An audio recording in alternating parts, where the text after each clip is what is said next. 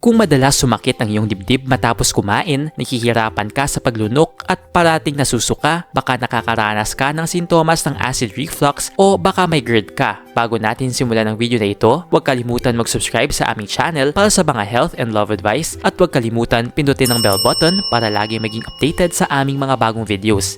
Ito na ang mga gawain na masamang gawin ng taong may acid reflux o GERD. Una, huwag kumain ng sobra. Ang pagkain ng sobra, nakakapagpalaki ng inyong tiyan. Pinapataas nito ang upward pressure ng lower esophageal sphincter o LES. Ang LES ay ang valve sa pagitan ng iyong esophagus at stomach. Ang pagtaas ng pressure ng LES ay maaaring magdulot ng heartburn. Sa halip na kumain ng 3 buong pagkain sa isang araw, subukang kumain ng 6 na beses na may maliliit na porsyon o pagkain ng 3 beses na may maliliit na porsyon at 3 merienda. Makakatulong ito para hindi ka mabusog. Makakatulong din ito na maiwasan ang labis na produksyon ng acid sa tiyan. Ang stomach acid ay ang liquid na tumutulong sa pagtunaw ng pagkain sa inyong katawan. Pangalawa, huwag kumain ng masyadong mabilis. Kapag mabilis kang kumain, mas mahirap para sa iyong digestive system na gumana ng maayos. Ang poor digestion ay nagpapataas ng chance para magkaroon ng heartburn. Pangatlo, huwag kumain ng trigger foods. Ang ilang mga pagkain ay nagdudulot ng heartburn.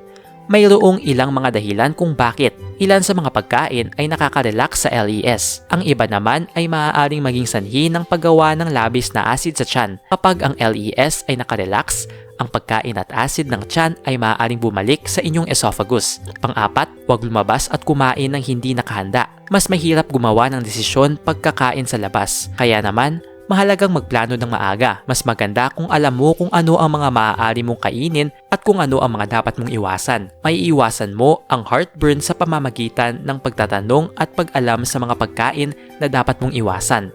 Madaling kumain ng sobra sa isang restaurant. Kaya naman, tingnan mo muna ang dami ng pagkain bago ka umorder. Panglima, huwag humiga pagkatapos kumain. Kapag ikaw ay nakahiga, dumidiin ang laman ng tiyan sa LES na maaaring mag-trigger ng reflux. Pang-anim, huwag humiga ng flat sa pagtulog. Kapag nakahiga ka ng flat, ang laman ng inyong tiyan ay naglalagay ng pressure sa inyong LES. Ang pagpapanatiling mas mataas ang inyong ulo kesa sa iyong tiyan ay nakakatulong na mabawasan ang pressure sa inyong LES. Pang-pito, huwag magsuot ng masisikip na damit. Maaaring mag-trigger ng heartburn ang mga damit na masikip sa tiyan. Ang masikip na sinturon at waistbands ay maaaring pumisil sa tiyan at maglagay ng pressure sa inyong LES na maaaring magdulot ng reflux. Pang-walo, huwag manigarilyo. Maraming magandang dahilan para huminto sa paninigarilyo. Ang paninigarilyo ay maaaring magdulot ng maraming problema sa kalusugan at isa na rito ang heartburn. Ang 9, huwag uminom ng masyadong maraming alak. Pinapataas ng alkohol ang dami ng acid na nagagawa ng tiyan. Nakaka-relax din ito sa LES. Ang paghinto sa paninigarilyo at paglilimita sa pag-inom ng alak ay dalawang mabuting paraan upang maiwasan ang pagkakaroon ng heartburn. Pang-10,